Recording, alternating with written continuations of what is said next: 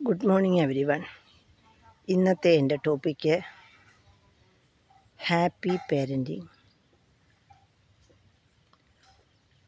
ഒരു കുട്ടിയെ അച്ഛനും അമ്മയും വളർത്തി വലുതാക്കി അവരെ കാര്യപ്രാപ്തിയോടുകൂടി വിടാൻ ഒത്തിരിയേറെ കടമ്പകൾ കടക്കണം. അത് സെർവൻസിനെ ഏൽപ്പിക്കാതെ സ്വയം ചെയ്ത് എത്തുമ്പോൾ മാത്രമേ നമ്മൾ അതിൻ്റെ യഥാർത്ഥ കാര്യങ്ങൾ മനസ്സിലാക്കുകയുള്ളൂ. ഒരാളുടെ ജീവിതത്തിൽ പല സ്റ്റേജുകളും നമ്മൾ കടക്കണം. മകളായിട്ടും മരുമകളായിട്ടും അമ്മയായിട്ടും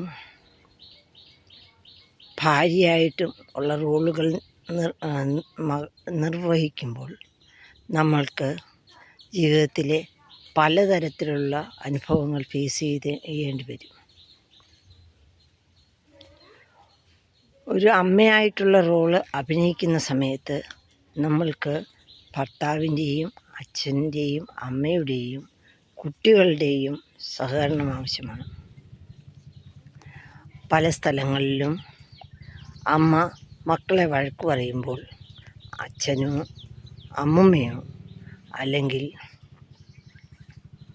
വീട്ടിലുള്ള ഒരു ബന്ധുക്കളോ അവരെ സപ്പോർട്ട് ചെയ്യാറില്ല. അപ്പോൾ പിള്ളേരെന്ത് ചെയ്യും? കലക്ക വെള്ളത്തിൽ മീൻ പിടിക്കും. അവർ ഈ ഉള്ള അമ്മയെയോ അമ്മുമ്മയോ കുറ്റം പറഞ്ഞ് വേറൊരാളിൻ്റെ അടുത്ത് പറയുമ്പോൾ ഇവരുടെ കുറ്റമാണെന്ന് വരുത്തി അവർ ജോലികളിൽ നിന്നെല്ലാം രക്ഷപ്പെടാൻ ശ്രമിക്കും.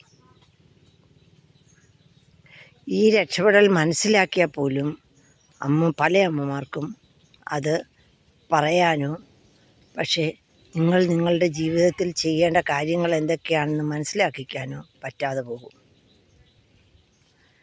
കുട്ടികളുടെ സൈഡിൽ നിന്ന് നോക്കിയാലോ, കുട്ടികൾ ആ സമയം എന്തെങ്കിലും പഠിക്കുകയായിരിക്കും. അവരാ പഠിക്കാനുള്ള സമയം കണ്ടെത്തിയില്ലെങ്കിൽ അവർക്ക് അവരുടെ കാര്യങ്ങളിൽ മുന്നോട്ട് പോകാൻ പറ്റില്ല. അങ്ങനെ എല്ലാവരുടെയും വശത്ത് അതിൻ്റേതായ ഒരു ശരി കാണും. പക്ഷേ ഈ ശരികളെല്ലാം തിരിച്ചറിഞ്ഞ് വരുമ്പോഴേക്കും കാലവും കഴിയും, ആളും പോകും, സമയവും പിന്നെ ഒന്നിനും കാണത്തില്ല.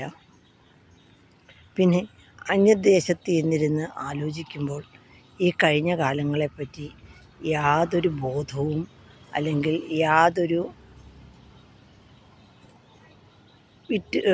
നീക്കുപോക്കും ഉണ്ടാകാത്ത ഒരവസ്ഥയിലേക്ക് എത്തും.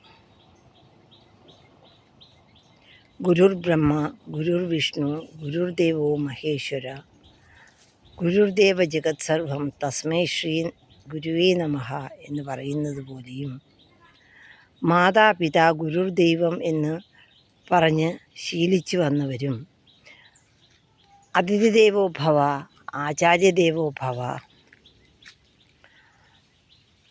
എന്ന് ശീലിച്ചു വന്നവരും പിന്നെ ഈ കാര്യങ്ങളെ നിലനിർത്താൻ വേണ്ടി കഷ്ടപ്പെടുന്നവരും ഈ ജീവിതത്തിലെ യഥാർത്ഥ കാര്യങ്ങൾ കാണാതെ പോകുന്നു. കാലം ആർക്കു വേണ്ടിയും കാത്തു നിൽക്കത്തില്ല. കാലം കഴിഞ്ഞ് ചിന്തിച്ചിട്ടും കാര്യമില്ല. അതുകൊണ്ട് എല്ലാ അച്ഛനമ്മമാരും അപ്പൂപ്പനമ്മമാരും മാതാപിതാക്കളും എല്ലാവരും പരസ്പരം സഹകരിച്ച് ഒരു കുട്ടിയെ വളർത്തുന്നതിൽ ലക്ഷ്യമിടണം.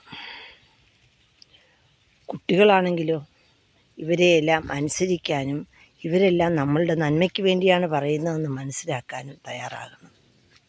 അല്ലാത്ത പക്ഷം നമുക്കൊരു നല്ല തലമുറയെ വാർത്തെടുക്കാൻ പറ്റുകയില്ല. Thank you every one. Thank you for watching.